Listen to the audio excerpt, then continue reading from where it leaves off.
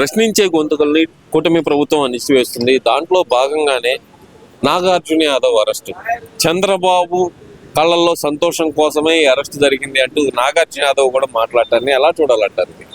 ఇప్పుడు పనికిమాల బ్యాచ్ ఒకటి తయారైందండి. ఎప్పటి నుంచి వీళ్ళు ఏంటంటే 2019 నుంచి 24 మధ్యలో వీళ్ళు ఉన్నారు కదా, వీళ్ళని ఏం చేశారంటే తీసుకెళ్లి హైదరాబాద్ లో కూర్చోబెట్టారు. అక్కడ కూర్చుని ఏది పడితే అది వాగితే అయిపోద్ది అనుకున్నారు. ఇక్కడ వాగినది అంటారు, అక్కడ వాగినది అంటారు, ఇక్కడ విజయవాడ గుంటూరులో వాగినది అంటారు, హైదరాబాద్ లో బెంగళూరులో కూర్చున్నది అంటారు.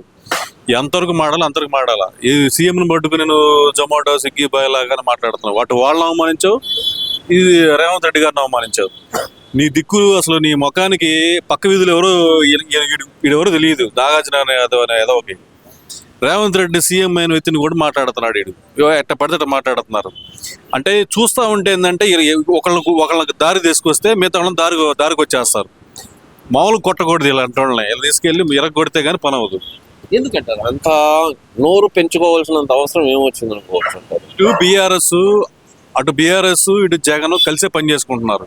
వీళ్ళిద్దరు ఏంటంటే ఆంధ్రప్రదేశ్ నాశనం కావాలా, తెలంగాణలో పెత్తనం కావాలా, తెలంగాణలో దోచుకోవాలా. ఈ రెండు ఎవరి పనులు చేసుకుంటున్నారు. తెలంగాణ వాళ్ళ పనులు చేసుకుంటున్నారు. ఆంధ్ర డెవలప్మెంట్ ఆంధ్ర చేసుకుంటుంది.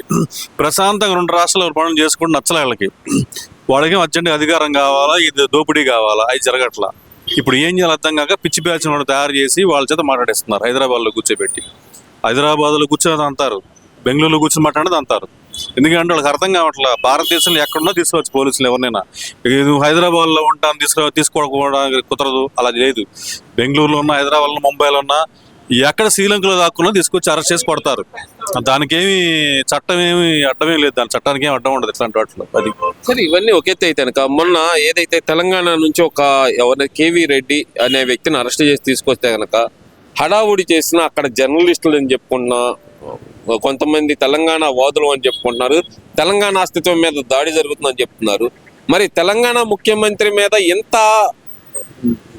దుర్భాషలాడినా సరే వాళ్ళు ఎవరు ఎందుకని బయటకు రాలేదనుకోవచ్చు అంటారు? వాళ్ళ దృష్టిలో తెలంగాణ అంటే జగన్ తెలంగాణ వాద అనుకూలం మరి అనుకుంటారేమో.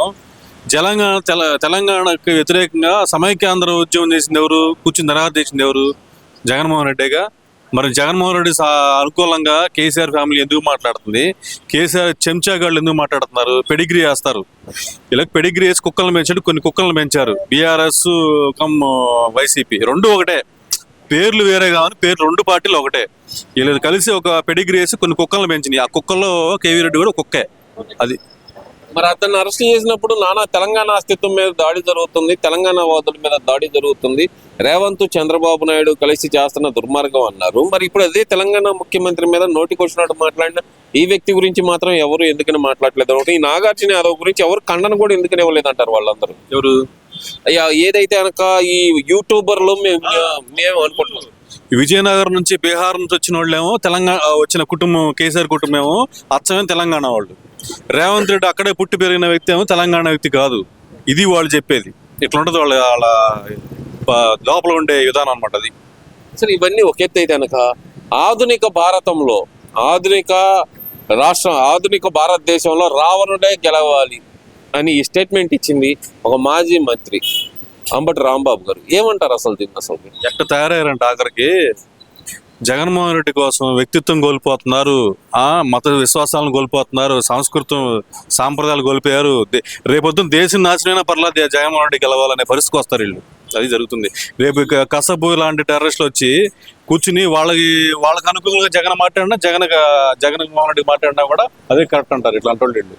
అది ఏంటంటే రామాయణంలో రావణుడు గెలవాలని కోరటం ఏంటనుకోవచ్చు అంటారు? అంటే వీళ్ళకి అంటే తెలియక మాట్లాడుతున్నారా, లేదంటే రైమింగ్ బాగుందని మాట్లాడుతున్నారు అనుకోవచ్చు అంటారా? వాళ్ళకు ఒకటి మర్చిపోయారు.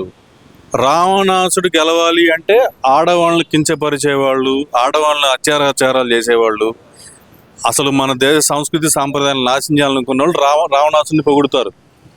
స్ట్రైట్ క్వశ్చన్ ఇది.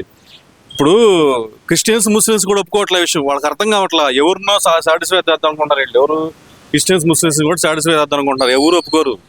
క్రిస్టియన్ సంఘాలు, ముస్లిం సంఘాలు కూడా ఒప్పుకోరు రావణాసుని సపోర్ట్ చేస్తారంటే. ఆ విషయం వాళ్ళకి అర్థం కావట్లా. ఏదో పిచ్చిగా మాట్లాడుతున్నారు. అది చాలా పెద్ద దెబ్బ. 40% ఓటింగ్లో ఆయనకి ఎంత ఓటింగ్ ఉండదో ఆలోచించుకోవాలా. ఒక హిందూ ఓటింగే పోట్ల, ముస్లిం, క్రిస్టియన్ ఓటింగ్ కూడా పోతుంది. అది ఇక్కడ రావణ్ మీద పెట్టిన ఉపా చట్టం గురించి వీళ్ళందరూ చెప్తున్నారు కదా, మేము న్యాయ సహాయం అందిస్తాం, అతనికి న్యాయ సహాయం అందిస్తే తప్పేంటి అంటున్నారు కదా. మరి అందించండి, ఎట్లా అందిస్తా ఉండండి టెర్రరిస్టులకి, ఇట్లా నక్సలైట్ సపోర్ట్ చేసే వాళ్ళకి, రకరకాల దుర్మార్గులకి, తీవ్రవాదులకి సపోర్ట్ చేస్తా ఉండండి. రేపొద్దున ఓటింగ్ ఎట్లుంటుందో ఎంత భయంకరంగా కూడా చూస్తారు. బొత్స సత్యనారాయణ గారు కూడా అంటున్నారు కదా నిన్న, మేము న్యాయ సహాయం అందిస్తాము, తప్పే ఉంది దాంట్లో, అతని మీద పెట్టిన కేసే తప్పుడు కేసు, అలాంటి వ్యక్తికి న్యాయ సహాయం అందిస్తే తప్పేంటి అంటున్నారు కదా. చేస్తారుగా, ఏం చేయ ఇప్పుడు ఒక్కొక్కటి తంతంటే ఒక్కొక్కటి పట్టి బయటకు వస్తున్నాయి. ఇది ఎక్కడున్నాడు ఇలా మొత్తం బ్యాచ్ అంతా ఏం చేస్తున్నారు, ఈ రూముల్లో కూర్చుని ఎవరెవరు వీడియోలు ఉన్నాయి మొత్తం బయటకు వస్తున్నాయి. ఇంకో 10 రోజులు తవ్వారు అనుకోండి స్టేషన్లో పడేసి, మొత్తం అన్ని విషయాలు బయటకు వస్తాయి. వీళ్ళు వెనక ఎవరున్నారు, ఈ వెనక టెర్రరిస్టులు ఉన్నారా, అసలు మా అనుమానం వైసీపీ వెనక టెర్రరిస్టులు కూడా అనుమానం. ఆ మాట వద్దులేండి అసలు. ఎందుకంటే మరి ఆడెవడండి పనికిమాలినోడు, వాడు సపోర్ట్ చేసేదండి. ఒక టెర్రరిస్ట్ నా కొడుకులు సపోర్ట్ చేసేది ఏంటి, ప్రకాష్ రాజు ఒకడు ఎదవా, రావణ్ కూడా ఎదవా, దేశం నాశనం అయిపోయి కోరుకునే వాళ్ళు వాళ్ళిద్దరు. వాళ్ళకి నువ్వు సపోర్ట్ చేస్తానంటే మాకు ఎంత కడుపు పండాలా, అసలు నీకు ఎట్ట ఓటేయాలి రేపొద్దున జనాలు, ఎట్ట తప్ప కదా అది. అంటే ఇది వాళ్ళ విధానం అదేనేమో. వాళ్ళు అంటే అమాయకుడు రావణ్ అనే వ్యక్తి అమాయకుడు, పవన్ కళ్యాణ్ ని తిట్టాడు కాబట్టి ఉపా కేసు పెట్టారనేది ఒకటి చెప్తున్నారు కదా. మరి పవన్ కళ్యాణ్ తిట్టుకోమనండి, చంద్రబాబు నాయుడు గారిని తిట్టుకోమనండి. రాముడి జోలికి ఎందుకు వస్తున్నారండి వాళ్ళు, రాముడి జోలికి ఎందుకు వచ్చాడు, రాముడి జోలికి వచ్చినా మా మత విశ్వాసాల జోలికి వచ్చినా ఎవరు ఊరుకోరు. చంద్రబాబు తిట్టుకోమనండి, ఇలా పవన్ కళ్యాణ్ గారిని తిట్టుకోమనండి, పద్ధతిగా తిట్టుకోమనండి. ఇంట్లో ఆడవాళ్ళ గురించి మాట్లాడిన ఊరుకో, మళ్ళీ ఏమైనా ఉంటే పరిపాలన విధంగా తేడా ఉంటే మాట్లాడుకోమనండి. పిచ్చిగా మాట్లాడి వ్యక్తిగతంగా మాట్లాడినా, ఆడవాళ్ళ జోలికి వచ్చినా, లేకపోతే రాముడి జోలికి వచ్చినా, హిందూ మతం జోలికి వస్తే మాత్రం ఊరుకునేది లేదు. అది జనం ఎవరు ఊరుకోరు, రేపు ఓటింగ్లో చూపిస్తారు. పశ్చిమ బెంగాల్లో చూపించారు ఒకసారి, తెలుసా మీకు, అర్థం కావట్లా, సైలెంట్గా ఉంటారు ఓటర్ అనేవాడు, ఎక్కడ చూపించాలో అక్కడ చూపిస్తాడు. అది అంటే ఇక్కడ ప్రధానంగా చూసుకుంటే కనుక ఈ జరుగుతున్న వివాదం చూస్తే కనుక కులాల మధ్య గొడవలు పెట్టడానికి వైసీపీ చూస్తుంది అని చంద్రబాబు నాయుడు గారు చెప్పింది నిజమే అనుకోవచ్చు అంటారు. కులాల మధ్య ట్రై చేశారు, కాపు కమ్మ మధ్య గొడవ పెట్టి ట్రై చేశారు, అది కుదరలా, అసలు డివైడ్ అవ్వట్లా. ఇప్పుడు ఏంటంటే మతాల మధ్య గొడవ అంటారు. వీళ్ళకి అర్థం కాని విషయం ఏంటంటే భారతదేశంలో క్రిస్టియన్స్ ముస్లిమ్స్ కూడా రాముడిని గౌరవిస్తారు. ఆ విషయం గుర్తుపెట్టుకోవాలి, విషయం మైండ్ అండర్లైన్ చేసుకోమనండి.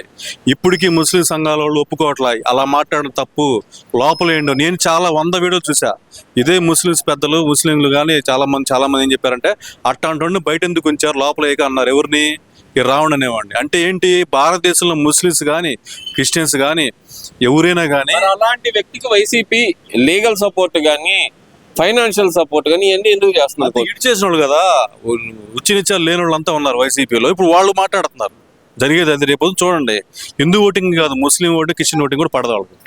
అది అంటే వాళ్ళు చెప్తుంది ఒకటే, అమాయకులకి మేము సహాయం అందిస్తామంటున్నారు, బాగానే ఉంది.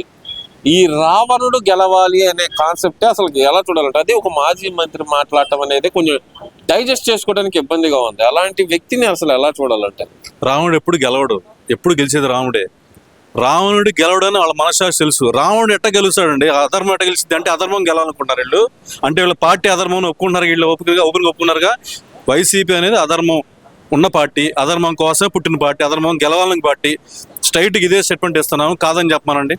సరే ఇవన్నీ ఒకెత్తనుకుంటే అమరావతిలో రైతులపై దౌర్జన్యం అధర్మమే కదా, వీళ్ళు పొద్దున్న లేసి అధర్మం కదా, ఎవరు నాశనం చేద్దాం, చంపడం, కొట్టడం, విధ్వంసం చేయడం, ఇవి రాక్షసుల లక్షణాలు. అంటే అది ఓకే. అమరావతిలో రైతులపై దౌర్జన్యం చేసి వాళ్ళ భూములు బలవంతంగా లాక్కుంది కూటమి ప్రభుత్వం అంటున్నారు కదా. ఎక్కడ లాక్కున్నారండి? 2 ఎకరాల 75 సెంట్లు అంటే ఒకళ్ళిద్దరు వీళ్ళు బ్యాచ్ ఉంటారు కదా, వీళ్ళకి సంబంధించిన బ్యాచ్ ఉన్నారు, వాళ్ళు కూడా చెప్తారు. 99% మంది ఎవరు అందరు ప్రశాంతంగా ఇచ్చారండి ల్యాండ్లు, ఇబ్బంది ఏం లేదు, జరిగింది. అది ఒకటిద్దరు ఉంటారు, వీళ్ళు బ్యాచ్ ఉంటారు అంతే. తప్పులేదంటారు ఆ పొలం తీసుకోవడంలో? తప్పే ఉంది, ఒకటిద్దరి దగ్గర తీసుకుంటారు కదా, తప్పదు కదా.